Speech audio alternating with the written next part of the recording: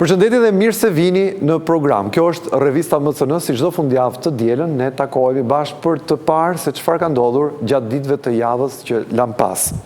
Gjykata kushtetuese shtyu për në datën 12 dhjetor nëse do të marrë në shqyrtim, pezulloi pezullimin e zëvendës kryeministres Belinda Balluku nga detyra apo jo. Duket se ky vendim pasqyron mënyrën se si pushteti gjyqësor i nivelit më të lartë operon në raport me çështjet që prekin interesa institucionale, politike dhe kushtetuese të vendit. Shqyrtimi paraprak është një fazë procedurale dhe kyçe. Në këtë fazë gjyqtarët vendosin nëse një kërkesë është e pranueshme dhe nëse plotëson kriteret për të marrë në shqyrtim. Ky moment, edhe pse teknik, është thelbësor sepse një vendim për mos pranim praktikisht mbyll derën për debatin kushtetues, ndërsa një vendim tjetër e hap atë. Shtyrja e kësaj faze nënkupton se gjykata synon ose ka nevojë të jetë më e kujdesshme përpara se të marrë një vendim procedural me pasoja të rëndësishme që përkojnë me një standard kushtetues që do të mbetet si precedent për të ardhmen. Kur një kryeministër i drejtohet gjykatës kushtetuese, ajo automatikisht nënkupton se është në lojë për çështje me peshë madhore institucionale. Mund të jetë fjala për kompetenca, konflikt, kontroll kushtetues ose për interpretimin e dispozitave që ndikojnë ekuilibrin e pushteteve. Për këtë arsye, gjykata nuk mund të lejojë që analiza e saj ligjore të zhvillohet me nxitim. Çdo gabim juridik, procedurial apo dhe komunikues mund të ketë efekt domino, duke dobësuar perceptimin se pavarësia dhe autoriteti i saj janë në dilemë. Kur bëhet fjalë për çështje që përfshin ekzekutivin, dokumentacioni zakonisht është i gjerë: akte administrative, korrespondenca institucionale, opinione juridike, dokumente parlamentare, materiale të siguruara nga ministritë apo institucionet e tjera shtetërore. Shtyrja në këtë kontekst duhet parë si një shenjë qasje për kujdes dhe jo nga ngurimi. Kur gjykata pranon publikisht se shtyrja vjen edhe mbi bazën e disa kërkesave prej anëtarëve të saj, kjo tregon se brenda saj ka debat mbi çështjen dhe debati i brendshëm është konstruktiv, zakonisht i shëndetshëm për çështjen. Ky është një sinjal, sikurse po them, i shëndetshëm institucional, gjithashtu dhe do të thotë se gjyqtarët nuk ecin me automatizëm, por kërkojnë kohë për analizë të logjikshme. Pra, shtyrja e vendimit paraprak nga gjykata kushtetuese në datën 12 dhjetor nuk duhet interpretuar si një dileme gjyqtarëve, por si një dëshmi e asaj që vetë ky institucion është thirrur të bëjë të garantojë një proces të drejtë, të pavarur dhe të mirë analizuar, veçanërisht kur çështjet prekin balancën e pushteteve, sikurse është rasti në fjalë dhe rendin kushtetues të vendit. Ndoshta e gjitha përmbledhet me një fjalë: maturi. Nga ana tjetër, sjell në vëmendje se Belinda Balluku ka ankimuar në apelin e gjykatës së posaçme kundër korrupsionit dhe krimit të organizuar masën e sigurisë ndalim për të dalë jashtë vendit dhe pezullim nga detyra si zëvendës kryeministre dhe ministre infrastrukturës dhe energjisë. Kryeministri Rama, i cili po ndjek me sa duket me shumë vëmendje dinamikën e çështjes së Balluku, ka patur disa reagime në lidhje me vendimin e gjykatës speciale për pezullimin e zëvendëses së tij. Përmes rrjetit social X, Rama tha se nuk ka asnjë rast tjetër në botë që një prokuror dhe një gjyqtar të pezullojnë nga detyra një antar qeverie, ndërsa konfirmon qëndrimin ndaj reformës në drejtësi. Kreu i ekzekutivit e cilëson vendimin e gjykatës posaçme për pezullimin e Ballukut si rrëzimin e një fëmije që sapo ka mësuar të ecë. Në një reagim tjetër, Rama thotë se masa ndaj Ballukut ka cënuar funksionimin e qeverisë, këto reagime të përsëritura në mënyrë të shpeshtë. Gjithashtu, Rama solli në vëmendje për shembull një pikpyetje të madhe mbi fillimin e fluturimeve Shqipëri-Kanada në qershor të vitit 2026 sipas parashikimit për shkak të mungesës së titullares së institucionit që mbulon këtë sektor në detyrë. Në fakt, më pas Rama u detyrua të bëjë një sqarim për këtë çështje, duke artikuluar se nuk ishte në fakt qëllimin vetvete thjesht dhe vetëm ky aktivitet që mund cënohet, por e ka marrë si shembull për të kuptuar se sa i rëndësishëm është roli i zonjës Balluku dhe i zëvendës kryeministrit në qeveri, duke penguar punë të shumta. Kreu i ekzekutivit shton se 36 akte të tjera të Ministrisë së Infrastrukturës dhe Energjisë, ku vetëm akte për ndërtimin janë 18, kanë mbetur pezull bashkë me vetë ministren si për ironi, ndërkohë që çdo ditë që pezullimi i ministres zgjatet dhe lista e punëve të bllokuara vë në dukje kryeministri Rama. Në një frekuencë politike ishte dhe reagimi i kreut të grupit parlamentar të Partisë Socialiste Tauland Balla, i cili u shpreh se gjykata nuk mund të pezullojë një ministër, sikurse është kjo që ka ndodhur me zëvendës kryeministren, dhe kjo nuk mund të ndodhë as me një deputet apo çdo person politik të zgjedhur me vota, thot kreu i grupit parlamentar të Partisë Socialiste. Kryeministri ka qenë shumë i qartë ka pasur një vendim nga gjykata për pezullimin e një ministri në vlerësimin e kryeministrit, po edhe edhe pas 21 vitesh në Kuvendin e Shqipërisë, mendoj që nuk e ka një kompetencë të tillë gjykata të pezullojë një ministër, sepse kushtetuta sipas nenit 103.3 e ka barazuar ministrin me deputetin sa i përket imunitetit, që do të thotë as deputeti nuk pezullohet nga ushtimi i aktiviteti e përpasoj as ministrin. Megjithatë, për fat mirë gjithë rendi kushtetues në Republikën e Shqipërisë e ka përcaktuar qartë që kur ke një ankesë për këtë shkon në një instancë si është gjykata kushtetuese, të presim gjykatën kushtetuese. Këtë javë në SPAK u paraqit edhe drejtuesja e Akshit Mirlinda Karçanaj, një zhvillim që vendos përsëri në qendër të vëmendjes mënyrën se si menaxhohen tenderat dhe kontratat publike të teknologjisë në shtet. Edhe pse paraqitja në prokurori është pjesë normale e procesit hetimor dhe nuk nënkupton fajsi, vetë fakti që Akshi, institucioni që administron infrastrukturën digjitale të vendit, përmendet rregullisht në dosje të tilla, është shqetësues. Ky rast nuk flet vetëm për një emër të veçantë, por për një model të përsëritur, prokurime të mëdha, transparencë të ulët dhe dyshime se konkurenca shpesh është kryesisht formale më shumë se sa reale. Hetimet besohet se kanë të bëjnë me 12 tendera të Akshit, procedura për të cilat dyshohet se mund të ketë qenë paracaktuar fituesi, duke specifikuar dhe përshtatur kriteret për subjekte të caktuara, duke cënuar kështu dhe barazinë dhe konkurrencën në garë. Një ndër kompanitë kryesore që ka përfituar nga këto tendera është Soft and Solution, pronë e biznesmenit Ermal Beqiri, i cili gjithashtu është nën hetim. SPAK ka marrë në pyetje disa zyrtarë të Akshit, përfshirë drejtoreshën Karçanaj dhe po shqyrton dokumentacionin e tenderave në fjalë, ofertave dhe faturave. Zyrtarët e përfshirë nuk kanë bërë deklarata për mediat pas përfundimit të seancave dhe dëshmive në SPAK. Hetimi vijon. Betejë me drejtësinë e vijon edhe Erion Veliaj. Gjykata e posaçme rrëzoi kërkesën e kryetarit të Bashkisë së Tiranës për t'u njohur me aktet e dosjes. Veliaj kërkoi një pajisje teknologjike në burg ose të lejojë çdo ditë që të vinte në gjykatë për të studiuar dosjen, por këto kërkesa u refuzuan. Kryebashkiaku pretendon se kjo është e drejtë bazike për t'u mbrojtur. Gjykata e posaçme kundër korrupsionit dhe krimit të organizuar ka rrëzuar kërkesat e kryetarit të Bashkisë së Tiranës Erion Veliajt, i cili donte që t'i krijoheshin kushte për t'u njohur me aktet e dosjes. Veliaj kërkoi një pajisje teknologjike në burg ose të lejojë çdo ditë që të vinte në gjykatë për të studiuar dosjen, por këto kërkesa u refuzuan nga gjykata. Gjithashtu në seancën paraprake, kryebashkiaku kërkoi shtyrjen e procedurës, derisa kjo e drejtë elementare e drejta për të mbrojtur t'i garantohet e plot dhe në mënyrë efektive.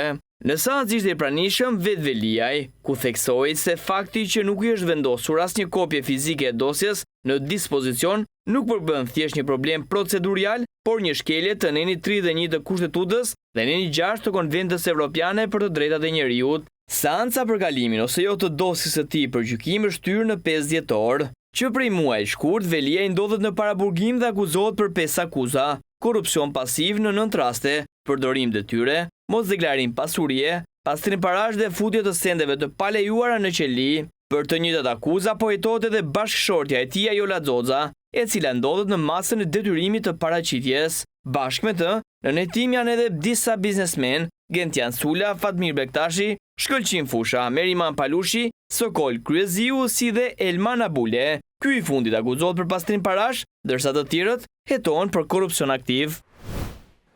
Në takimin e përjavshëm me prokurorët nuk mungoi as Sali Berisha, por ndryshe nga kolegët e tij politikan, doktori nuk lëvizi nga istikami akuzave ndaj kreut të prokurorisë së posaçme që numëron ditët e fundit në detyrë. Nga ana tjetër, Berisha tregohet i kujdesshëm për të sulmuar në paradhënie pasardhësin e Altin Dumanit dhe vënë dukje se nuk ka ndonjë preferencë lidhur me kreun e ri të prokurorisë së posaçme, mjafton që ai të zbatojë ligjin. Si të shef, unë jam këtu dhe e njof çdo institucion të këtij vendi. Nuk e di. Dhe ti më the se janë 4 kandidatë. Një nga të 4 nuk kam asnjë lidhje, asnjë dieni për asnjërin prej atyre që zgjidhet. Uroj që të jetë i pakapur nga krimi siç ishte Tropli, siç ishte Altin Dumani. Uroj që t'jeti pa kapur. Dhe absolutisht unë mbështes dhe njërë çdo prokuror, çdo gjykatës, çdo hetues. Shikojni pas me e këto pamje, është Monika Kryemadhi, ajo shfaqet më e relaksuara nga të gjithë kur viziton ambientet e prokurorisë së posaçme, pra Spakut, kur paraqitet për detyrimin e masës së sigurisë. Këtë javë, pasi doli nga selia e prokurorisë së posaçme, ish bashkëshortja e Ilir Metës përshëndeti gazetarët dhe ju uroi vit të mbar.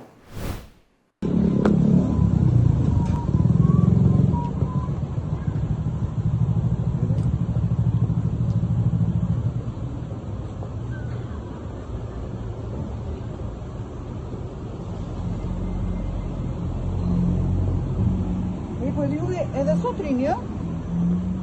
Sa bëm?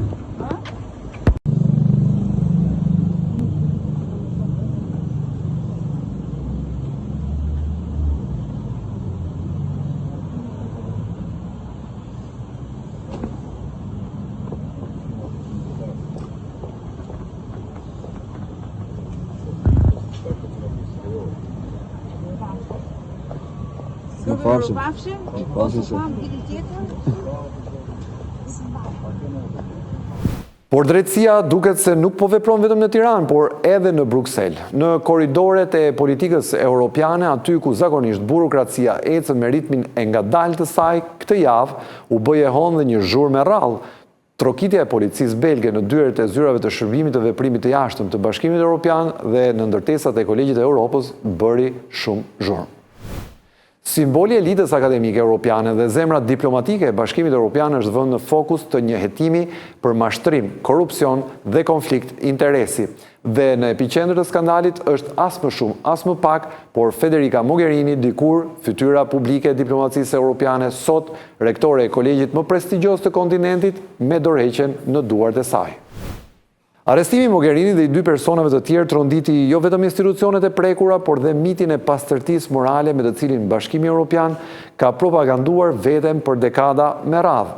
Nga Brukseli në Bryzh, operacionet e policisë dhe hetuesve ishin bazuar mbi dyshime serioze se procedurat e tenderimit për programin e Akademisë Diplomatike Europiane 2021-2022 nuk kanë qenë thjesht të çrregullta, por të manipuluara.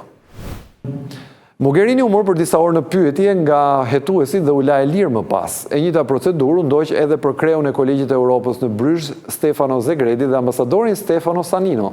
Ata u njohën me akuzat dhe me sa duket do të gjykohen në gjendje të lirë.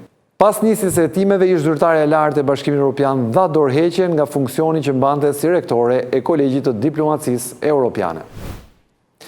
Çështja Mogherini natyrisht që nuk është në agjendën e ditës së Shqipërisë, por në fakt edhe mund të jetë në një kuptim, pasi marrëdhënia e saj ka qenë shumë specifike me shqiptarët dhe Shqipërinë. Unë do të lidhem tani nga Brukseli me Eugene Gjonin, ai është pronari i European Pulse, është një website i cili vepron në Belgjik natyrisht, dhe do të përpiqem të mësoj diçka më shumë për te kornizave zyrtare që na janë ofruar në lidhje me rastin e Mogherinit.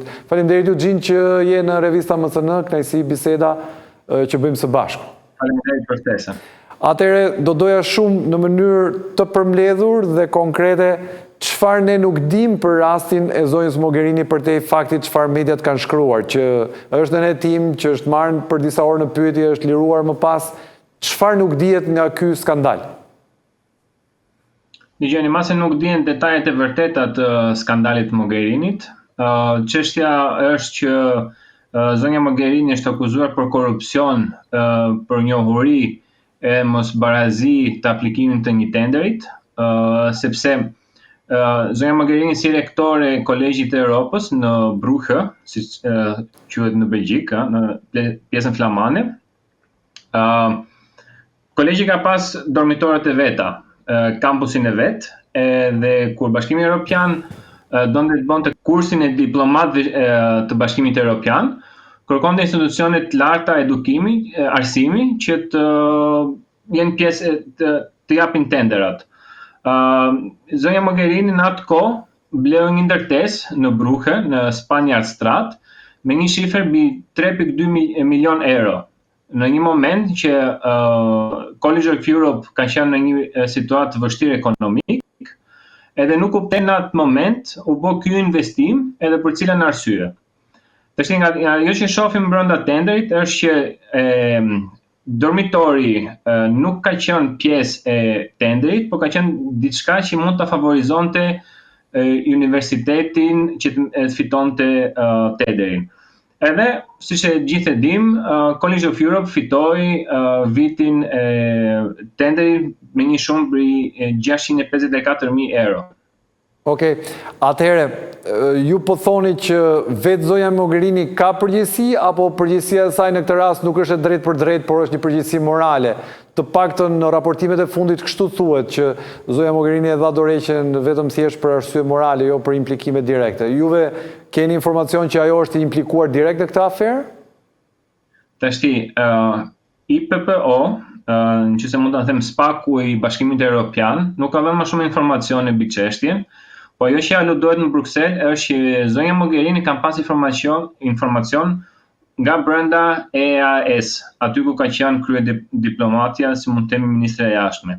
Pra besoj që dorëheqja e zonjës Mogherini është edhe për çështje implikimi direkt, por edhe për çështje morali se hetohet dhe duhet japet dorëheqjen nga rektore e Kolegjit të Evropës. Okej, ne këtu në Shqipëri, nga që kemi raste pafund të diskutimeve, debateve mbi skandale korrupsioni e tjerë, tani më nuk na duket diçka e jashtëzakonshme kjo që ka ndodhur me zonjën Mogherini, sidomos për vetë vlerën e saj.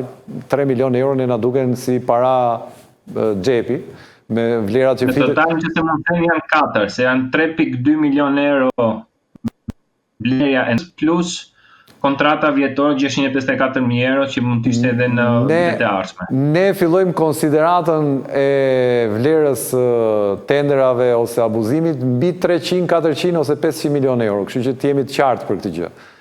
Batut, natyrisht. E kemi kaluar Bashkimin Evropian. Edhe diçka tjetër të fundit në këtë bisedë. Bashkimi Evropian duket se nuk është ai institucioni, kur them Bashkimi Evropian kam parasysh institucione tërësi që ndërveprojnë në ombrellën, pra në çadrën e Unionit. Nuk është ky institucioni perfekt me integritetin perfekt, duket sikur edhe aty korrupsioni ka filtruar thellë, pra ka hyrë thellë. Është kështu apo është perceptimi gabuar kjo që na vjen neve? Rastet e tregojnë këtë her pas here, raportimet që na vijnë. Dgjoni, ideologjia është gjithmonë perfekte, gjithmonë kur shohim Bashkimin Evropian ose Shtetet e Bashkuara të Amerikës, kemi një perceptim që aty ka meritokraci, ka drejtësi, nuk ka korrupsion, edhe jemi vetëm ne, Ballkani ose Europa Jugore i ka këto probleme. Por nuk është në vërtet në realitet. Kena pas disa raste korrupsioni, siç ka qenë edhe vjet Qatargate, edhe çështja e Huawei që ka qenë me eurodeputetët.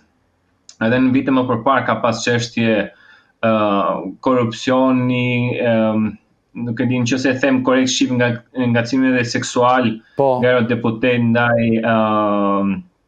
asistentëve të tyre. Pra, kudo që ka njerëz ka edhe gabime, nuk është gjithçka perfekt. Por ajo që shohim është që nëse të kapin, po hyre në rrjetin e drejtësisë, aty ka drejtësi besoj. Aty ke problem pastaj. Jo gjithmonë, po 90%. Okej. Edhe diçka të fundit, ti jeton në Belgjik. Si e trajtojnë, ose si është perceptimi, ose si është mënyra që konformohen belgët me korrupsionin? Është një gjë e largët, pra për një qytetar të Belgjikës, kur i flet për një aferë korruptive, ai habitet që ka ndodhur kjo gjë, apo është popullore dhe atje situata me korrupsionin?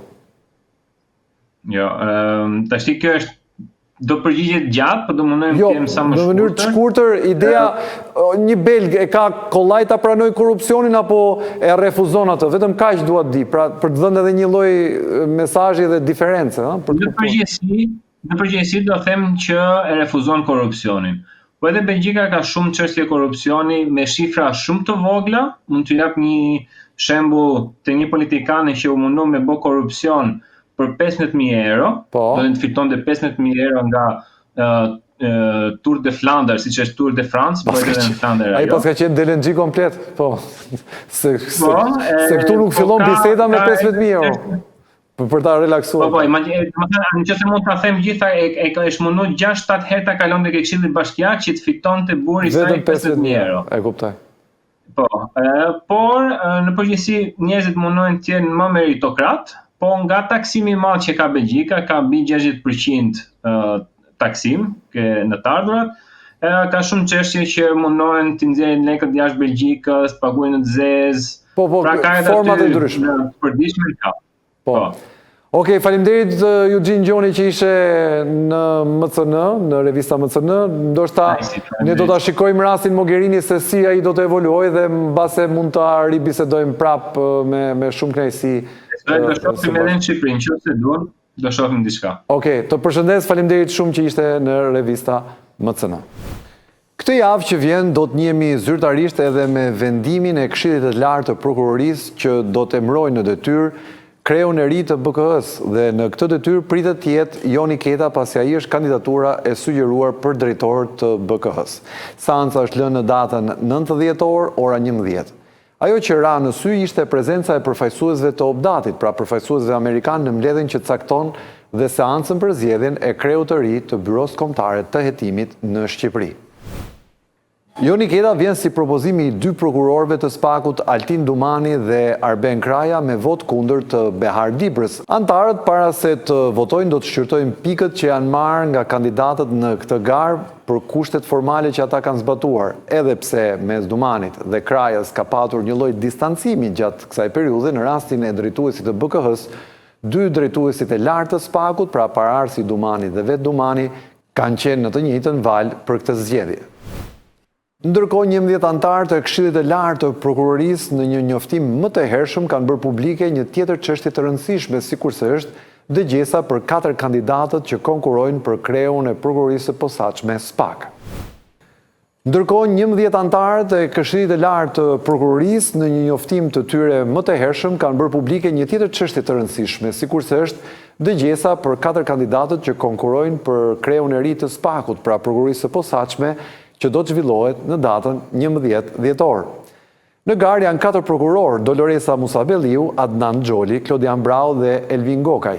Në 18 dhjetor përfundon mandati kryeprokurorit në detyrë të posaçëm Altin Dumani dhe kreu i ardhshëm i SPAK-ut, ashtu si dhe 2 paraardhësit e tij do të ketë mandat 3 vjeçar. Zhvillimet janë intensive në pushtetin e drejtësisë. Ilir Panda u zgjodh kryetari i Këshillit të Emërimeve në Drejtësi për vitin 2026. Zgjedhja u bë përmes shortit të zhvilluar në presidencë, ku përveç për zgjedhjes së anëtarëve nga Gjykata e Lartë sipas ligjit zgjedhet edhe kryetari i KED-it. Ndërkohë Gjykata e Lartë rrëzoi rekursin e prokurorisë për ish-gjyqtarin e Gjykatës së Lartë Admir Thanza dhe la në fuqi vendimin e apelit që e ka shpallur të pafajshëm. Vendimi u dha nga Kolegji Penal i Gjykatës së Lartë dhe ish-gjyqtari Thanza u vu nën hetim e më pas u dënua për falsifikim dokumentesh dhe arsyetimi se nuk kishte respektuar ligjin e dekriminalizimit. Por apeli nuk e gjeti të provuar këtë vendim dhe në 2022 shpalli të pafajshëm gjyqtarin duke hedhur poshtë hetimet e akuzës. Pafajësia u la në fuqi edhe nga Gjykata e Lartë që çmoi të pafajshëm ish gjyqtarin Thanza që u hetua për mos deklarim të një vendimi të gjykatës italiane. Vetingu i sistemit të drejtësisë në Shqipëri ka qenë një nga proceset më të diskutueshme dhe më transformuese të dekadës së fundit. Qëllimi i tij ishte i qartë, të largonte nga sistemi magjistrat të lidhur me korrupsionin, krimin dhe paaftësinë profesionale, por ndërsa shumë u shkarkuan pa mundësi për të rikthyer, ka disa raste ku gjyqtarët ose prokurorët e larguar kanë arritur të fitojnë kundër vendimeve të vetingut në Gjykatën Ndërkombëtare të Strasburgut. Një nga rastet më të njohura është ai i zonjës Antoneta Sefdari, prokurore dhe ish antare e Këshillit të Lartë të Prokurorisë. Vendimi i saj për shkarkim u shpalli pa drejt nga Strasburgu që konstatoi se masat e marra ndaj saj ishin disproporcionale dhe shkelin mundësinë për një proces të drejtë. Ky vendim jo vetëm që solli një kompensim financiar, por gjithashtu hapi një precedent të rëndësishëm për të gjithë ata që janë ndier të penalizuar padrejtësisht nga procesi i vetingut në Shqipëri. Një tjetër rast është ai Besnik Canit, ish prokurori i Tiranës. Ai dërgoi çështjen e tij në Strasburg dhe gjykata ndërkombëtare shpalli të padrejtë vendimin e vettingut duke konstatuar shkelje procedurale gjatë shqyrtimit të rastit. Megjithatë, vendimi nuk garanton automatikisht rikthimin e zotit Cani në detyrë. Ai korri një fitore ligjore dhe morale, por jo domosdoshmërisht një rikthim në detyrë.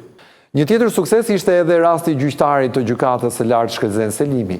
Më 25 nëntor 2025, gjykata e Strasburgut rrëzoi vendimin e shkarkimit të tij duke konstatuar se nuk i është garantuar e drejta për një proces të drejtë dhe se akuzat nuk ishin komunikuar siç duhej. Edhe në këtë rast, vendimi që ju dha Selimit ishte një kompensim, por rikthimi në detyrë mbetet i paqartë dhe një betejë tjetër ligjore me drejtësinë shqiptare për Shkëlzen Selimi. Pavarësisht nga numri i vogël i rasteve të fituara, vetëm disa në një mori të madhe magjistratësh të rivlerësuar, këto vendime janë të rëndësishme për disa arsye. Ato tregojnë se edhe proceset e ndërlikuara dhe të fuqishme si vettingu mund të kontrollohen për shkelje procedurale dhe ka plot të tilla. Së dyti, raste si ato të Sevdarit, Canit dhe Selimit krijojnë një standard që mund të ndihmojë të tjerët të sfidojnë vendimet e padrejta. Vettingu mbetet një instrument i fuqishëm për të pastruar drejtësinë shqiptare, por historitë e fituara nga pak gjyqtarë dhe prokuror tregojnë se sistemi nuk është i paprekshëm, as imun. Çdo fitore është një kujtesë se drejtësia nuk është vetëm largimi i të padëshiruarve, por edhe ruajtja e të drejtave procedurale dhe respektimi i standardeve ndërkombëtare dhe të drejtave të njerëzit.